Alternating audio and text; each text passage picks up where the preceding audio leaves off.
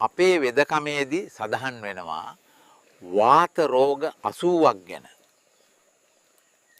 මේ 80 වැදෑරුම් වාත රෝගවලදී විවිධ ශාරීරික වේදනාවන් සහ පීඩාවන් ශරීරයේ තදවීම ඇති වෙනවා. මේවා ස්නායුගත වුණාම හිරිය ඇති වෙන්න පුළුවන්. මේකට අපි කියනවා හිරි වාතය කියලා. අද කියලා දෙන්න යන්නේ අත්පාවල හිරිය තියෙන අයට හදාගෙන බොන්න පුළුවන් සරල බෙහෙතක්.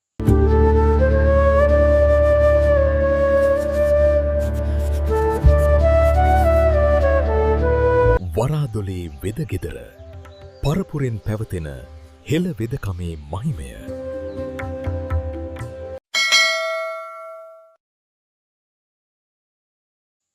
මේකට ඕන වෙනවා ඉඟුරු, බැබිල මුල්, උදු සහ ආපසු මදු කලන් 3 බැගින්. මේ ටික කසාය කරගෙන සුදු ලුණු සහ පෙරුම් කායන් එකට අඹරලා කසායට ප්‍රතිවාප කරලා දවස් 6ක් බොන්න. සියලු හිරිවාත දුරු වෙලා යයි. නොතේරෙන දෙයක් තිබුණොත් මගෙන් අහන්න. බෙහෙත් ගැන දැනගන්න ගමන් channel එක subscribe කරලා අපේ වෙදගෙදර සමාජිකයෙක් වෙන්නත් අමතක කරන්න එපා.